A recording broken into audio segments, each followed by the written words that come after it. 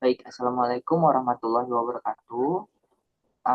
Kami dari kelompok 5 akan mempresentasikan hasil pekerjaan kami dengan judul model optimasi jaringan yang beranggotakan Iksan Agustianto dengan NIM akhiran 26, Arif Fatur Rahman dengan NIM akhiran 34, dan saya sendiri Zidan Fatih Hazami Hakim dengan NIM akhiran 72.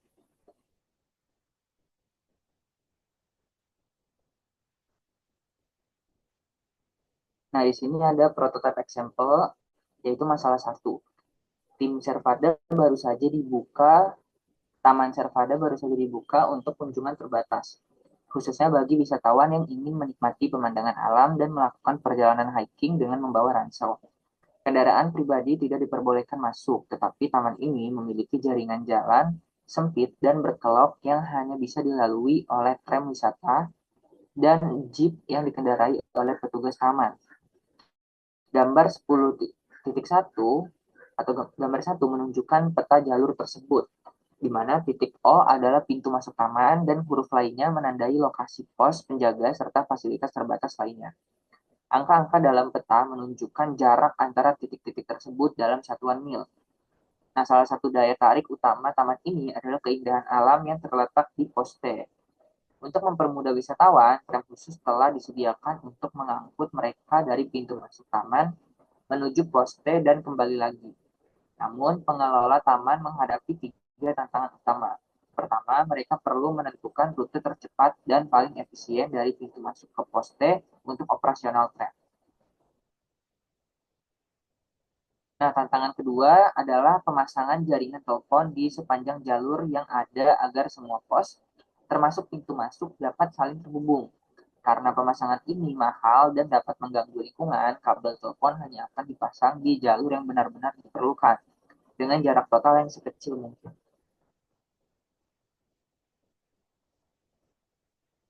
Nah, di sini ada prototype example-nya. Oh, itu tadi kan adalah pintu masuk taman. Dan angka-angka lainnya yaitu A, B, C, D, dan E itu adalah pos-pos penjaga, dan juga T-nya itu adalah uh, pusat keindahan alamnya atau pusat keindahan alamnya. Nah, garis-garis di sini atau edges-nya di sini itu menunjukkan jarak antara simpul-simpul dalam satuan mil. Jadi jarak O ke A itu adalah 2, jarak O ke B itu adalah 5, jarak D ke D itu adalah 4, dan seterusnya.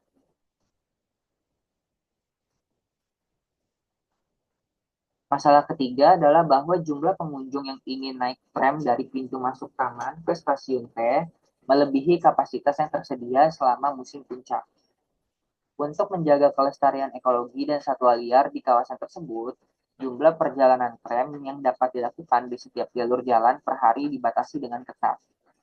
Oleh karena itu, selama musim puncak, rute perjalanan mungkin perlu disesuaikan tanpa mempertimbangkan jarak demi meningkatkan jumlah perjalanan harian. Tantangan utamanya adalah bagaimana mengatur rute perjalanan agar jumlah perjalanan tram harian bisa dimaksimalkan tanpa melebihi batas yang ditetapkan untuk masing-masing jalan. Nah, berikut adalah terminologi jaringannya. Yang pertama itu adalah apa itu node atau simpul. Uh, Simpul atau node adalah titik dalam jaringan yang mewakili objek atau lokasi seperti pos ranger di Taman Servada. Lalu ada arc atau edge atau garis penghubung, garis yang menghubungkan dua simpul dalam jaringan. Jadi garis ini bisa memiliki arah tertentu atau tidak. Nah, di sini juga yang ketiga ada directed arc. Jadi garis juga bisa memiliki arah yang ditandai dengan panah. Lalu yang keempat ada undirected arc atau garis tabah arah, garis yang tidak memiliki arah khusus. Artinya aliran data atau perjalanan bisa dilakukan dua arah. Lalu yang kelima ada link atau tautan, yang merupakan istilah umum untuk menggambarkan garis penghubung dalam jaringan, khususnya untuk garis tak berarah.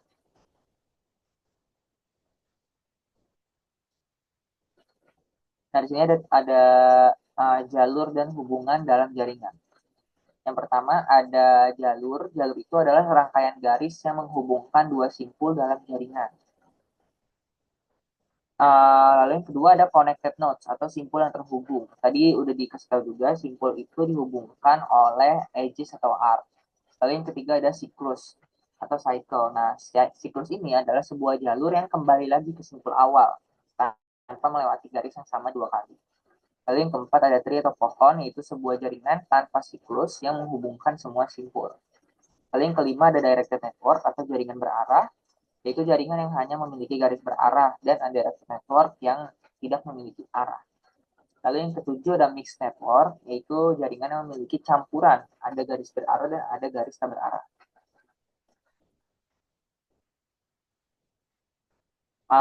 Di sini juga ada jenis-jenis jaringan. Tadi dikasih tahu ada directed network, yaitu jalur jaringan berarah, undirected network, jaringan tidak berarah, dan jaringan campuran yang bisa diubah menjadi jaringan berarah. Caranya gimana? Dengan mengganti jalur tidak berarah dengan dua jalur berarah yang berlawanan. Bisa dihitung sebagai dua aliran terpisah atau satu aliran bersih dalam satu arah sesuai kebutuhan.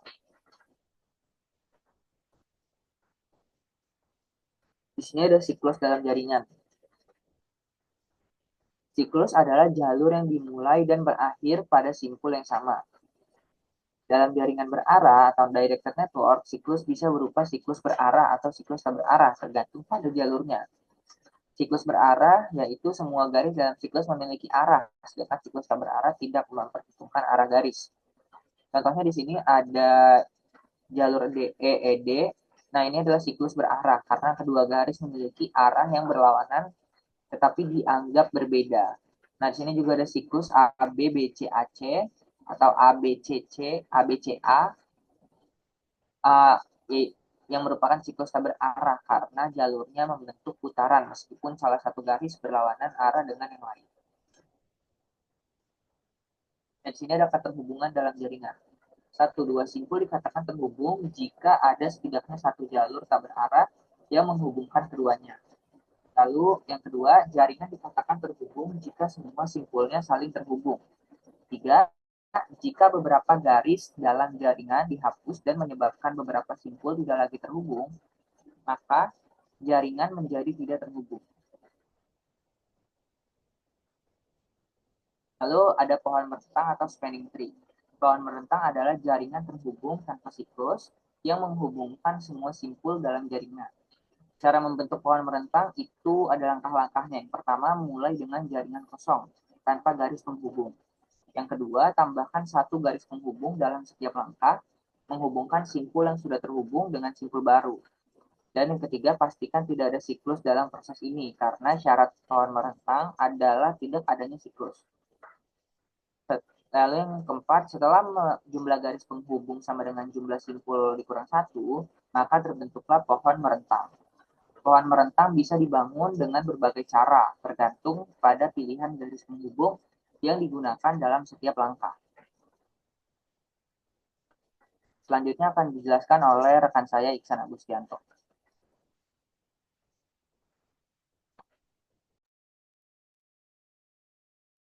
Baik, yang berikutnya adalah contoh proses untuk membangun spanning tree.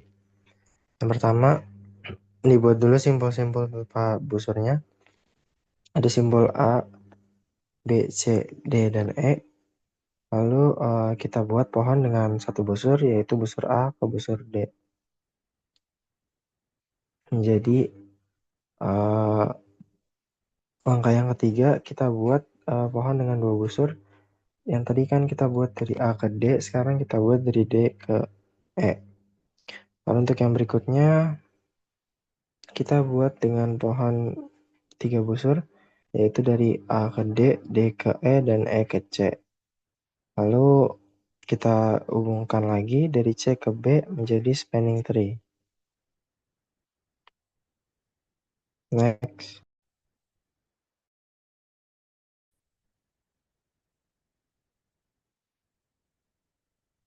Yang berikutnya ada beberapa istilah tambahan yang ada di dalam jaringan. Yang pertama, kapasitas busur atau arc capacity merupakan kapasitas maksimum bisa tak terbatas yang dapat mengalir melalui busur teralah. Yang kedua adalah jenis-jenis simpul berdasarkan aliran. Yang pertama, simpul sumber atau supply node atau source node adalah aliran yang keluar lebih besar dari aliran yang masuk. Lalu yang kedua ada simpul tujuan atau demand node atau disebut juga sink node, yaitu aliran yang masuk lebih besar daripada aliran yang keluar.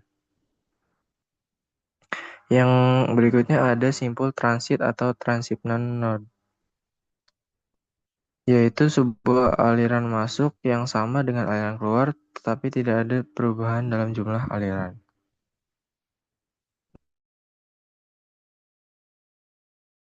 Next.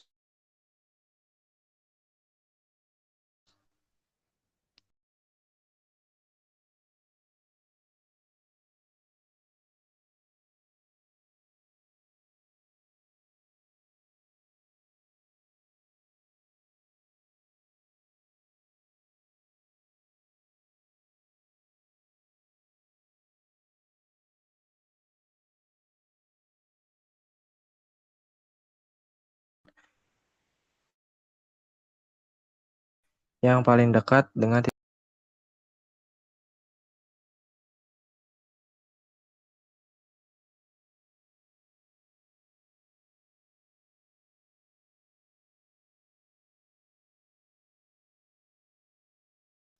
memasukkan iterasi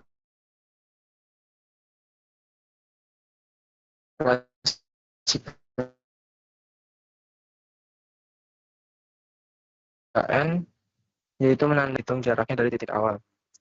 Yang diproses akan memberikan kandidat baru, yaitu simpul lain yang terhubung langsung dan belum diproses, dengan mempertimbangkan jalur terpendeknya. Kemudian yang terakhir itu menghitung simpul terdekat. Tambahkan jarak dari titik awal ke simpul yang telah diproses, lalu bandingkan dengan total jaraknya.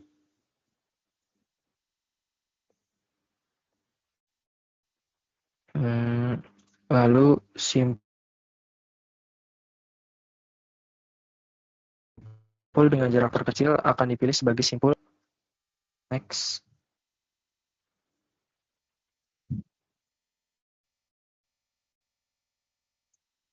Nah, yang berikutnya adalah menerapkan ada PAK. Manajemen server block ingin menemukan jalur terpendek dari pintu masuk melalui sistem jalan yang tersedia. Berikut adalah gambar sistem jalan di Sevada PAK. Next. Nah, yang berikutnya di sini ada tabel menerapkan algoritma pada masalah jalur terpendek di Sevada PAK. Next dulu aja.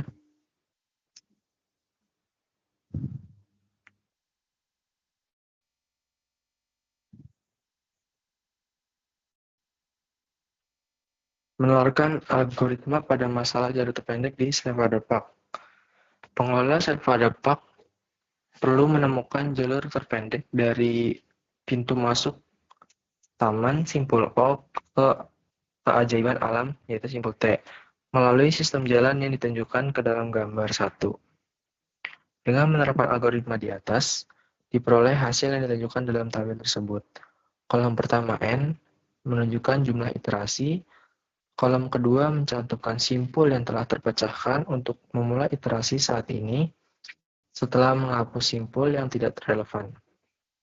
Kemudian yang ketiga, pada kolom ketiga ini memberikan kandidat untuk simpul KN yang paling dekat.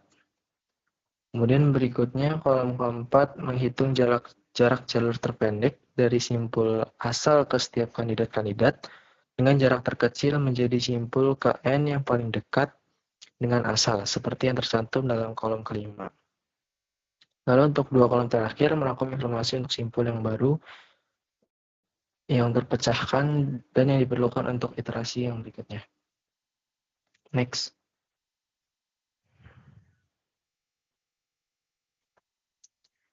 Nah, kemudian kita hubungkan langsung kolom-kolom dari tabel 1 dengan kerangka algoritma yang telah kita uraikan.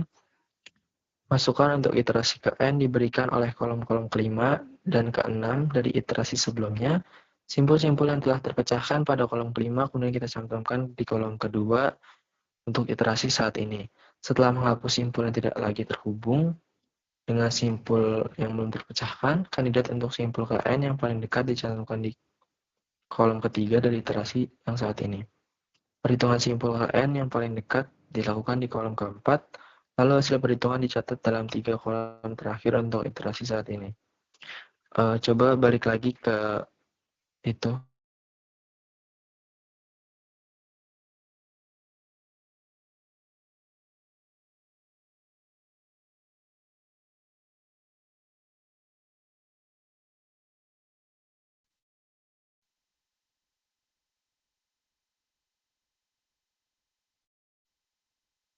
Nah, ke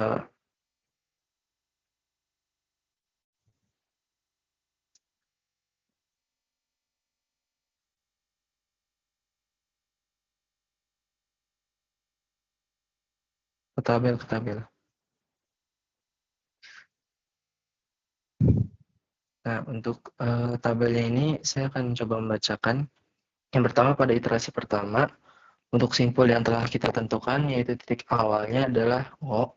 Lalu untuk kandidat simpul ke satu, simpul A yang terhubung dengan langsung ke O, ini memiliki jarak 2. Jadi kita ambil simpul A dengan total jarak terkecilnya kan 2 gitu.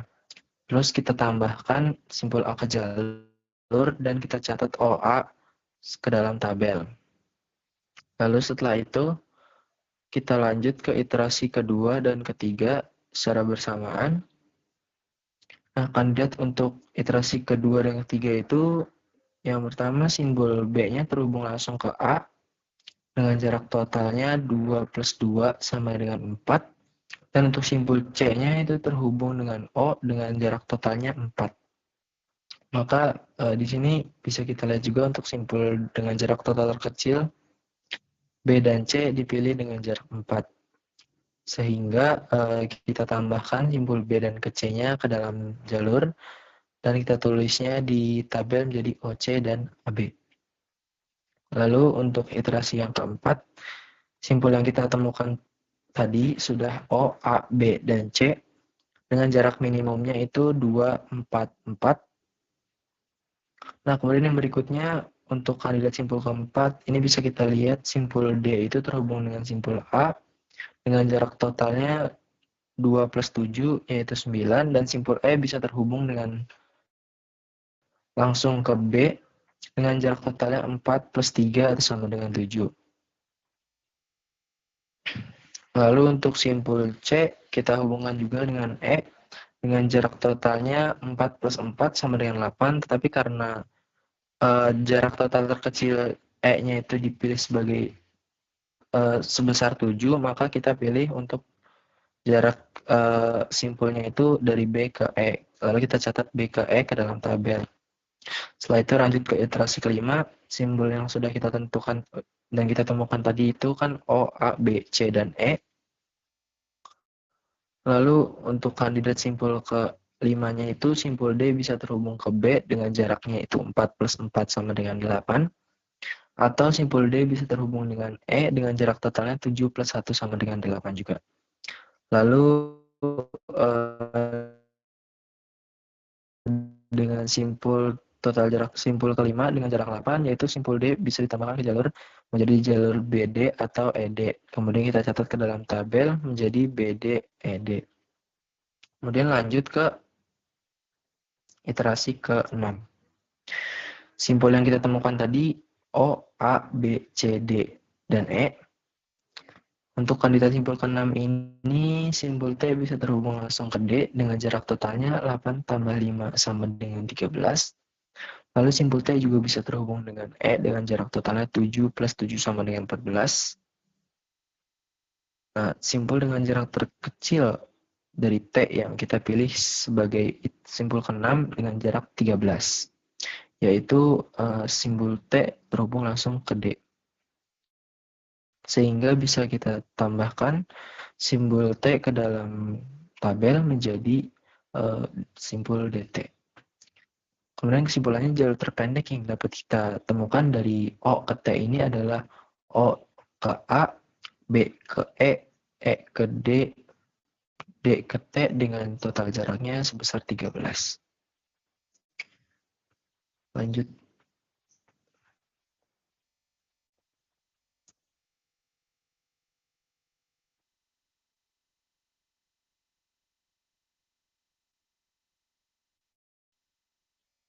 Nah, ini setelah semua langkah dalam tabel 1 tadi selesai, jalur terpendek dari tujuan T ke asal O dapat ditelusuri kembali melalui kolom terakhir pada tabel tersebut. Ada dua alternatif jalur terpendek, yaitu T, D, E, B, A, O atau T, D, B, A, O, sehingga jalur terpendek dari asal ke tujuan yang diidentifikasi adalah O, A, B, E, D, T atau O, A, B, D, T, yang dimana kedua jalur tersebut memiliki total jarak sebesar 13 mil. Next. Yang berikutnya akan dijelaskan oleh teman saya. Baik, selanjutnya ada the minimum spanning tree problem atau pohon rentang yang minimum.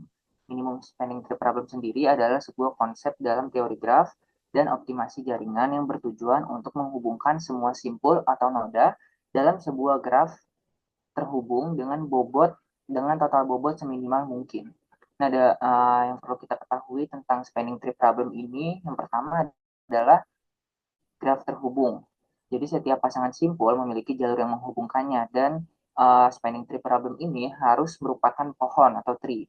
Tree itu sendiri adalah graf tanpa siklus seperti yang tadi sudah dijelaskan, yang menghubungkan semua simpul. Lalu karena ini minimum spanning tree problem, berarti bobotnya harus minimum, yaitu total jumlah bobot dari semua sisi dalam pohon tersebut harus paling kecil dibandingkan dengan pohon rentang lainnya. Karakteristik the minimum spanning tree problem ada 4. Yang pertama uh, yaitu graf tidak berarah atau undirected graph. Lalu yang kedua semua simpulnya terhubung. Dan yang ketiga tidak ada siklus. Dan yang keempat total bobot sisinya minimum. Nah, di sini ada pertanyaan. Ada graf 1. Apakah ini merupakan spanning tree atau pohon berentang? Jawabannya adalah tidak, karena graf 1 tidak memenuhi syarat spanning tree. Karena di graf 1 terdapat simpul yang tidak terhubung. Kalau misalkan dia BD-nya terhubung oleh edges atau C-nya terhubung dengan E, maka itu baru bisa disebut sebagai spanning tree. Next. Next ada graf 2. Apakah ini merupakan spanning tree problem? Jawabannya adalah tidak, karena graf 2 tidak memenuhi syarat spanning tree karena membentuk siklus. Di sini di graf 2 terdapat dua siklus, yaitu siklus A, B, C, O, lalu kembali ke A, dan siklus D, E, T, lalu kembali ke D. Jadi dia tidak memenuhi syarat. Lanjut yang ketiga.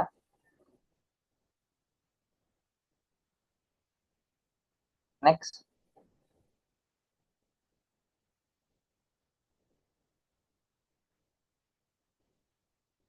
Nah, next di sini ada graf yang ketiga. Apakah ini merupakan spanning tree? Jawabannya adalah iya, karena graf 3 memenuhi syarat, yaitu yang tadi diketahui tidak memiliki siklus, terus semua simpulnya terhubung, terus grafnya tidak berarah, dan ya, ini didapat dengan total minimumnya. Lanjut. Nah, ada dua metode dalam menyelesaikan minimum spanning tree problem, yaitu metode Kruskal dan metode Prim. Tetapi di sini kita akan membahas metode Kruskal, karena menurut saya metode Kruskal atau algoritma Kruskal dapat lebih mudah dimengerti. Algoritma Kruskal itu sendiri adalah salah satu metode greedy, yaitu mengambil keputusan optimal lokal untuk mencapai solusi global optimal yang digunakan untuk mencari minimum spanning tree atau MST dalam sebuah graf terhubung berbobot. Algoritma ini ditemukan oleh Joseph Kruskal pertama kali pada tahun 1956. Ciri dari metode Kruskal adalah memilih sisi-sisi dengan bobot terkecil terlebih dahulu, biasanya dibentuk dalam suatu tabel, dan menghindari pembentukan siklus saat membangun MST. Nah, di sini ada langkah-langkah algoritma Kruskal. Yang pertama adalah urutkan semua sisi dari bobot terkecil ke terbesar. Jadi, seperti yang kita ketahui tadi, diurutkannya menggunakan tabel, bisa dengan menggunakan tabel. Lalu yang kedua, inisialisasi MST sebagai himpunan kosong. Dan yang ketiga, cara iterasinya. Iterasinya yang pertama adalah mengambil sisi dengan bobot terkecil dari daftar sisi yang sudah diurutkan. Jadi di tabel kita ambil sisi dengan bobot terkecil dari atas. Lalu yang kedua, iterasinya adalah tambahkan sisi tersebut ke MST jika tidak membentuk siklus. Nah, kalau membentuk siklus, abaikan sisi tersebut. Nah, lanjutkan hingga V1 sisi terpilih, di mana V adalah jumlah simpul. Lalu yang terakhir langkahnya adalah hentikan proses jika sudah terhubung uh, jika jika jumlah sisi dalam MST sama dengan V-1 maka MST sudah terbentuk. Next. Nah, di sini ada penerapan minimum spanning tree dengan metode Kruskal. Di sini ada graf seperti Servada Park tadi. Nah, di sini kita disuruh buat graf berikut menggunakan MST dengan metode Kruskal. Nah, seperti yang kita tahu tadi kan langkah-langkahnya yang pertama kita mengurutkan jalur-jalurnya dari yang terkecil ke terbesar. Di sini jalur yang terkecil itu adalah sisi HG dengan bobot 1, lalu GF dengan bobot 2, lalu IC dengan bobot 2 juga, lalu ada AB dengan bobot 4, CF dengan bobot 4, IG dengan bobot 6, CD dengan bobot 7, HI dengan bobot 7, AH dengan bobot 8, BC dengan bobot 8, DE dengan bobot 9, EF dengan bobot 10, HB dengan bobot 11, dan DF dengan bobot 14. Nah, jika kita sudah sudah mengurutkan di tabel, kita tinggal mencari sisi yang paling kecil terlebih dahulu. Di sini kan bisa kita lihat sisi pertama itu kan HG. Nah, HG next. HG jika kita tulis sebagai jalur itu tidak akan membentuk siklus. Jadi kita ambil HG sebagai jalur yang akan kita buat untuk spanning tree-nya. Lanjut yang kedua adalah GF dan IC. Itu adalah bobot dengan terkecil kedua, yaitu dengan nilai 2. Jika kita next, jika kita menghubungkannya, maka masih tidak terjadi siklus. Nah, lanjut yang keempat itu adalah AB dan CF dengan bobot 4. Next. Nah, jika kita menghubungkannya, maka masih belum membentuk siklus. Next, ada IG. Nah, kalau kita membentuk IG, kalau kita membentuk IG kan berarti di sini.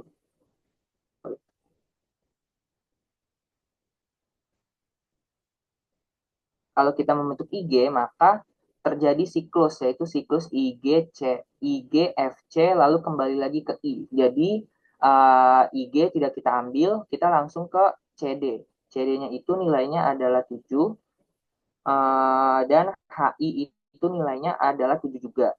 Next. Nah, bisa kita lihat di sini ternyata CD itu jika kita menghubungkan CD maka masih belum membentuk siklus, sedangkan jika kita menghubungkan HI maka terjadi siklus, yaitu siklus HI, C, F, G, lalu kembali ke H. Jadi siklus HI, sisi HI tidak kita hubungkan. Lalu ada AH, AH jika kita hubungkan maka masih belum terjadi siklus, tetapi jika BC kita hubungkan maka akan terjadi siklus, yaitu siklus BC, F, G, H, A, lalu kembali ke B. Next. Next ada DE. DE jika kita hubungkan maka masih belum terjadi siklus. Sedangkan jika kita menghubungkan EF, itu akan membentuk siklus, yaitu EF, CD, lalu kembali ke E. Begitu juga dengan HB. HB jika kita hubungkan, maka akan membentuk siklus HBA kembali ke H. Lalu jika kita menghubungkan sisi DF, maka akan membentuk siklus DFC, lalu kembali ke D. Next. Nah, karena kita sudah menjalankan langkah-langkah seperti yang dibilang tadi dengan algoritma Kruskal, maka terbentuklah minimum spanning tree problem untuk pohon graf tersebut. Jadi total bobot minimum di MST-nya adalah 1 tambah 2 tambah 2 tambah 4 tambah 4 tambah 7 tambah 8 tambah 9. Hasilnya adalah 37. Next.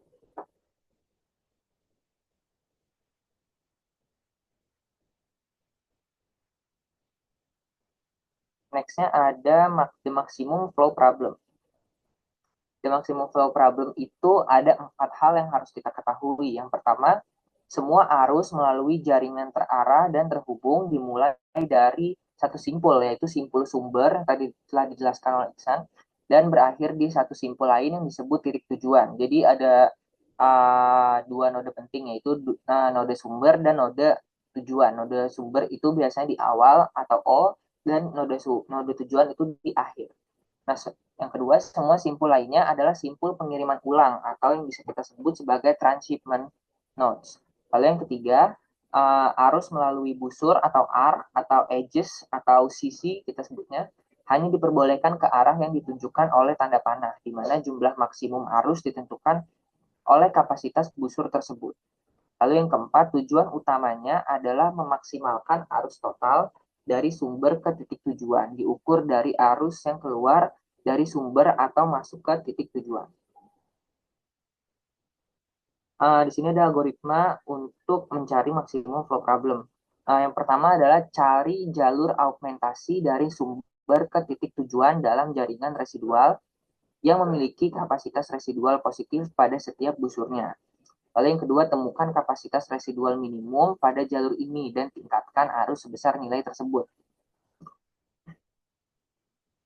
Lalu yang ketiga, kurangi kapasitas residual pada jalur yang dipilih dan tambahkan kapasitas residual pada busur yang berlawanan. Kemudian ulangi proses ini sampai tidak ada jalur augmentasi yang tersisa.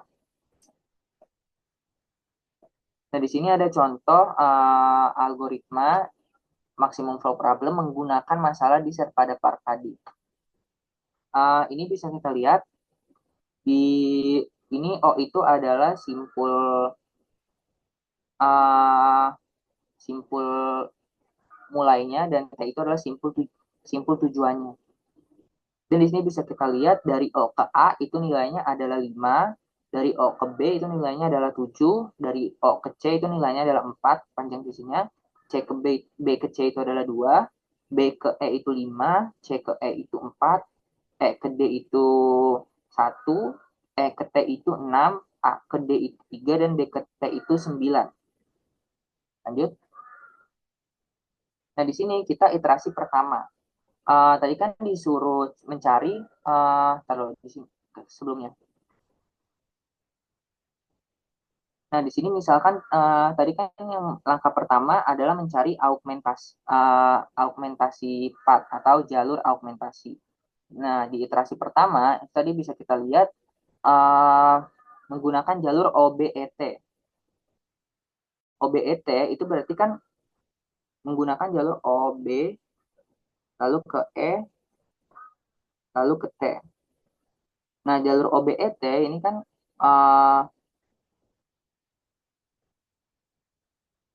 dari O ke B itu nilainya adalah 7, dari B ke E itu nilainya adalah 5, dari E ke T itu nilainya adalah 6. Nah, langkah selanjutnya adalah kita mencari nilai minimum dari 3 angka ini, yaitu 5. Nah, jadi kita memberikan arus dari O sebesar 5. Jadi antara O dan B itu kita harus buat 7, tetapi di sininya itu harus 5. Jadi di sini kita tulis 5.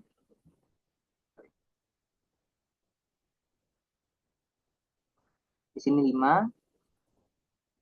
Nah, karena di sini 5, berarti di O-nya itu sisa 2. Nah, lanjut di yang B, karena ini sudah B ke E itu 5 juga, berarti di sini kita 5, dan di sini 5 kurang 5 jadi 0.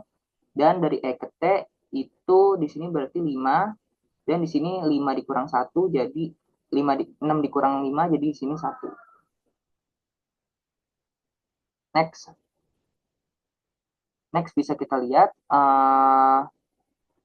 seperti yang tadi kita ketahui, iterasi pertama itu dia mengambil jalur augmentasinya yaitu OBET.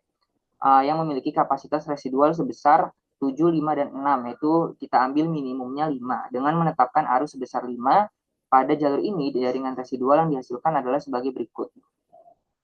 Di sini O ke B itu sudah kita ubah ya tadi karena sudah ditambahin jaringan. Udah ditambahin aliran sebesar 5. B ke E juga udah, E ke T juga udah. Nah, lanjut iterasi kedua. Next. Iterasi kedua itu adalah OADT. Sebelumnya. Nah, OADT.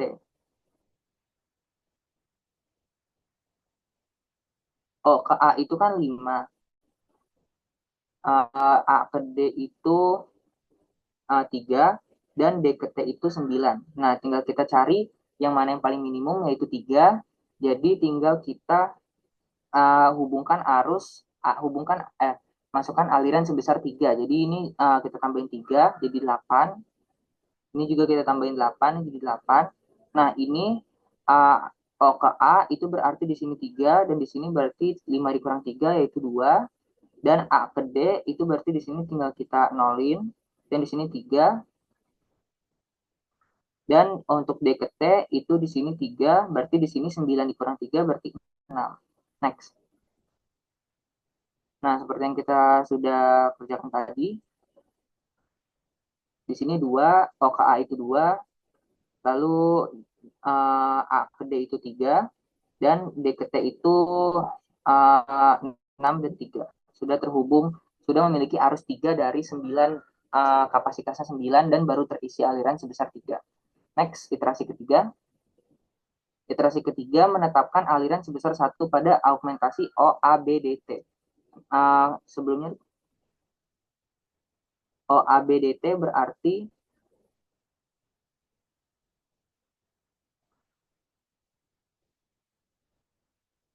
OABDT berarti O ke A ini kan apa namanya? Kapasitasnya sisa 2, jadi 2.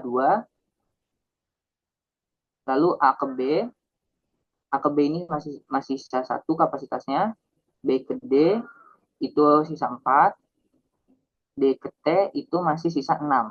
Nah, di sini tadi kan udah next.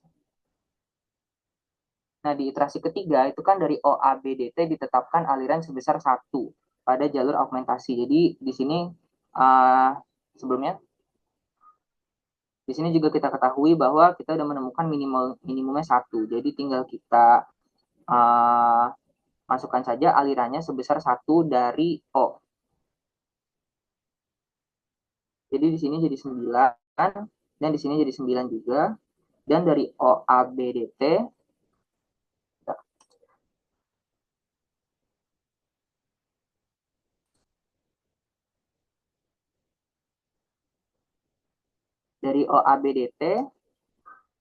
itu kita masing-masing memasuki aliran 1. Jadi ini kita tambahin 1 jadi 4 dan ini jadi 1. Lalu ini jadi 0 dan ini jadi 1. B ke D ini jadi 1 dan ini jadi 3. Dan ini D ke T ini jadi 4 karena kita tambah 1 dan ini kita kurangi 1 jadi 5. Nah, karena di next slide itu jaringan residualnya nggak digambar, jaringan residualnya itu digambar ketika iterasi 4. Boleh di next klik. Nah, di sini tuh iterasi 3 nggak digambar jaringan residualnya. Jadi kita langsung aja ke iterasi 4, yaitu jalur OBDT. Nah, sebelumnya. Nah, karena jaringan OBDT, berarti kita kan gambar di sini OBDT. O ke B itu sisa 2 kapasitasnya. B ke D itu sisa 3 nih yang tadi udah kita kerjain. Dan D ke T itu sisa 5. Jadi yang kita ambil itu adalah alirannya sebesar 2. Jadi kita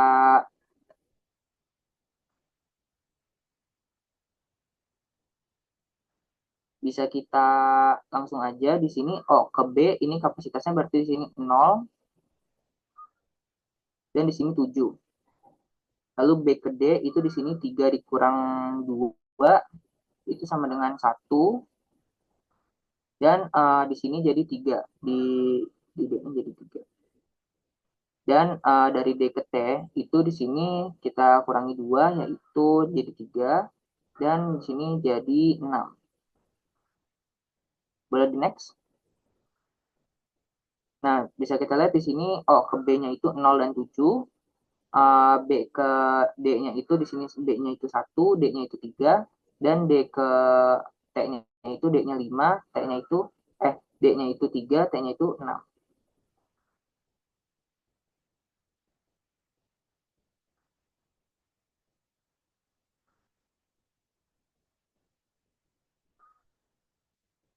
Next.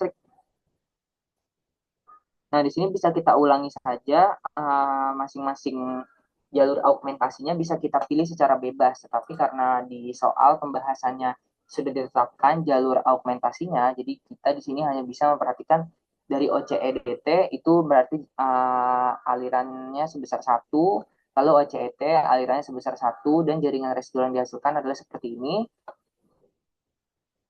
Lalu next. Lalu di iterasi 7, next. Nah, karena tidak ada jalur augmentasi lagi, pola aliran saat ini merupakan pola yang optimal. Bagaimana dikatakan tidak ada jalur augmentasi lagi? Karena di sini sebelumnya karena di sini sudah O ke C itu sisa 1 kapasitasnya, O ke B sudah tidak ada kapasitas yaitu 0, O ke A itu kapasitasnya sisa 1, sedangkan A ke D itu sudah kapasitasnya 0, A ke B juga udah 0, B ke D juga udah 0, B ke E juga sisa 1 dan C ke E sisa 1. E ke T itu sisa 0 dan D ke T itu sudah sisa 1. Jadi sudah tidak bisa menentukan jalur augmentasi lagi karena sudah mencapai maksimum. Itulah yang disebut sebagai maksimum flow problem. Next. Next. Nah, jadi sebelumnya bobot atau maksimum flow problemnya adalah 14. Selanjutnya akan dijelaskan oleh teman saya. Ya, selanjutnya ada network system method. Yang pertama itu menggabungkan teknik batas atas. Jadi kendala kapasitas. Yang pertama itu kendala kapasitas busur. Jadi ditangani seperti kendala non-negativitas. Lalu kemudian variabel dasar yang keluar dipilih saat mencapai batas bawah sama dengan 0 atau maaf ini batas atas dan UIJ. Kemudian ada transformasi variabel jika XIJ sama dengan UIJ maka ganti dengan XIJ sama dengan UIJ dikurangi YIJ dengan busur I ke J menjadi J ke I dengan biaya minus CIJ. Contohnya, jika XAB sama dengan 10, diganti dengan XAB sama dengan 10 dikurang YAB. Dan busurnya yang dari A ke B menjadi B ke A. Ini untuk contoh jaringannya.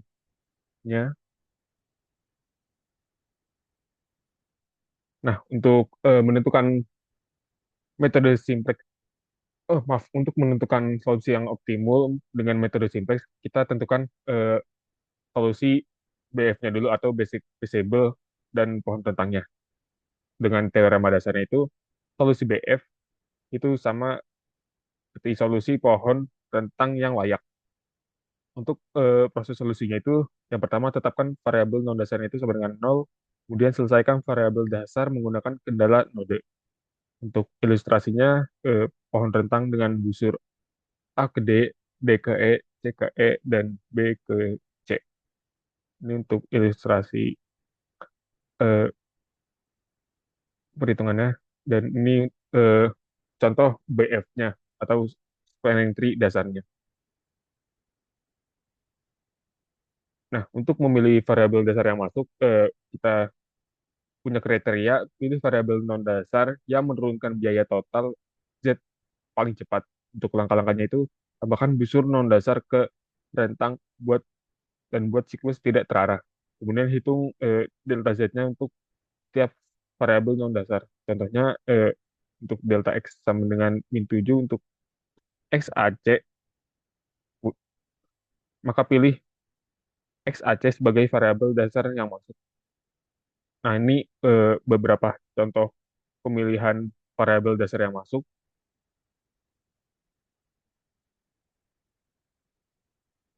Ya.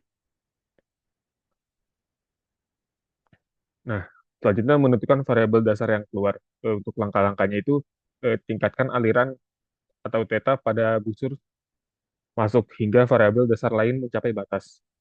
Kemudian pilih variabel dengan theta terkecil sebagai variabel keluarnya. Contohnya, jika θ-nya sama dengan 10 untuk XDE, maka variabel dasarnya yang keluar adalah XDE. Nah, ini contoh variabel yang sudah keluar. Bisa ini, nih.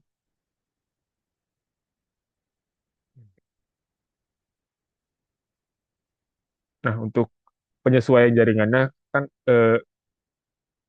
karena, nah, ini iterasi yang pertamanya, atau ini solusi awalnya,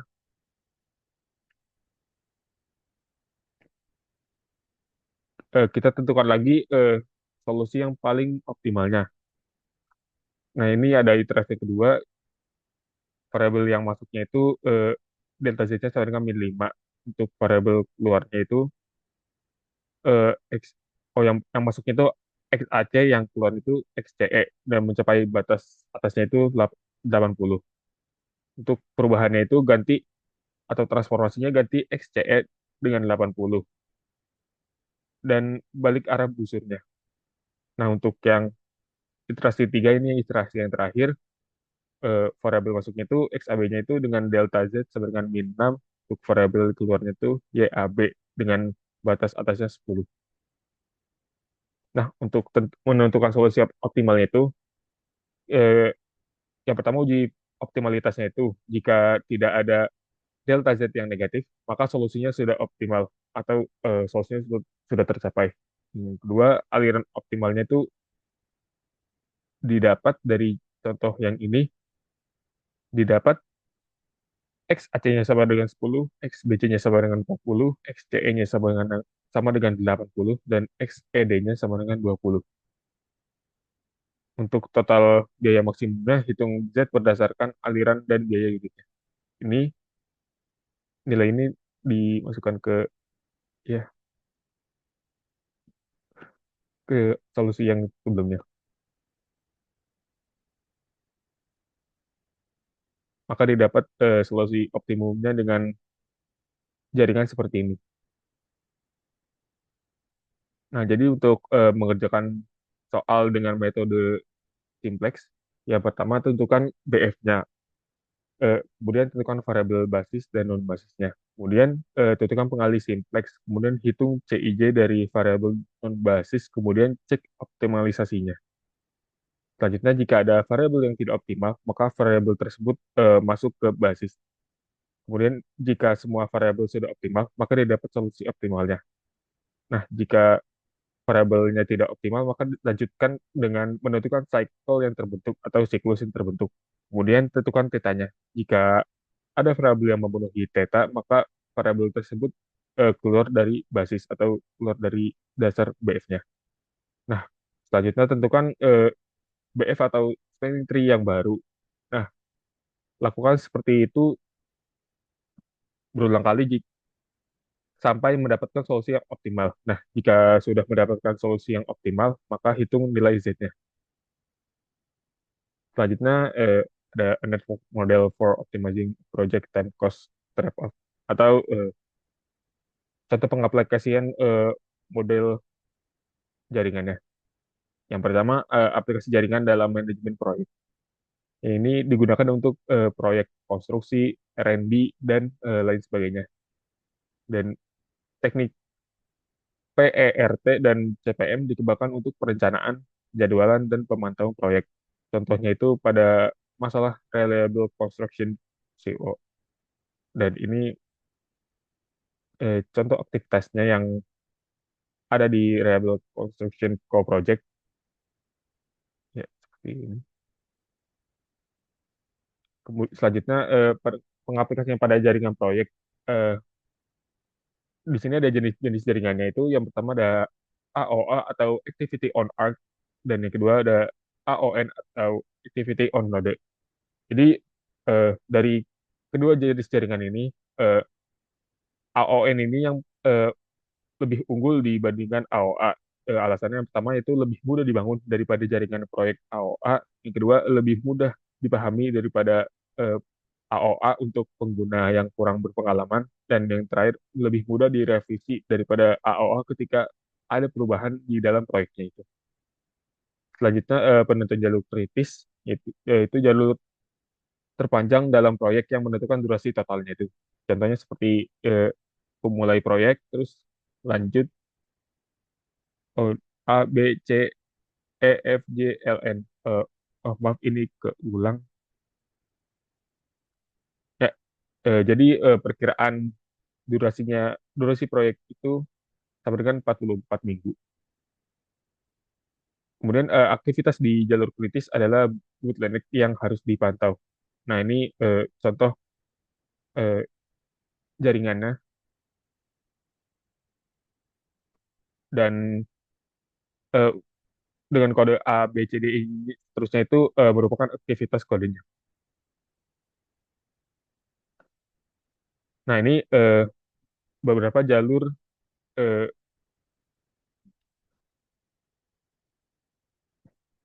project dari reliable construction itu. Di sini terlihat, eh,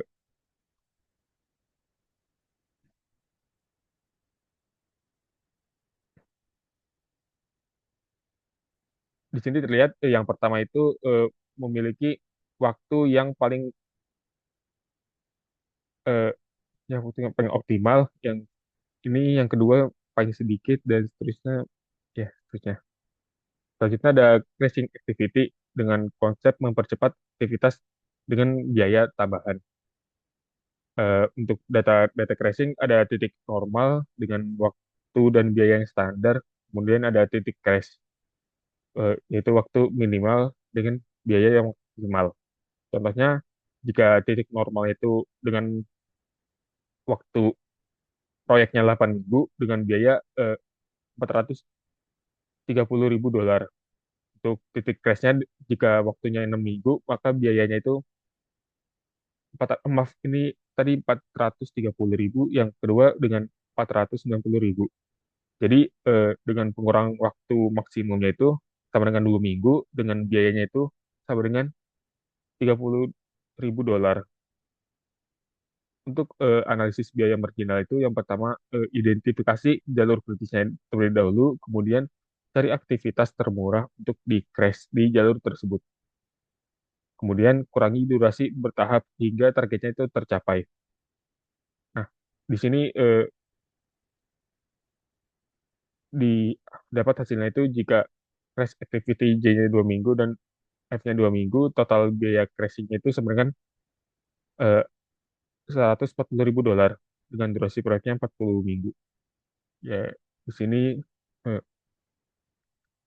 contoh perhitungannya dan perbandingan antara proyek yang normal eh, dan yang sudah di crash.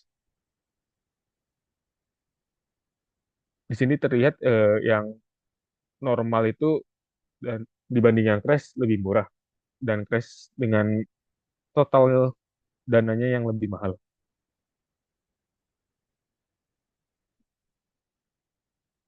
Kemudian ini data setelah di proyeknya itu sudah di crash dengan panjang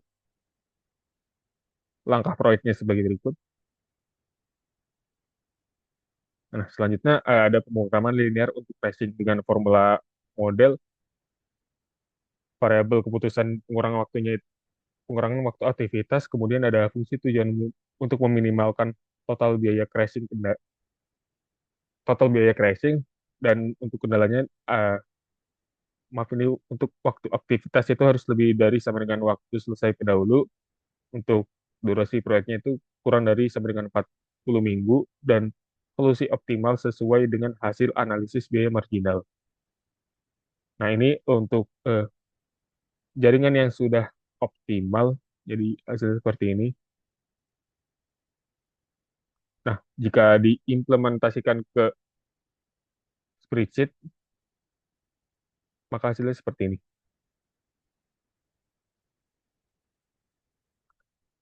Eh, Itu mungkin sekian yang bisa kelompok kami sampaikan. Mohon maaf apabila ada kesalahan. Saya akhiri. Assalamualaikum warahmatullahi wabarakatuh.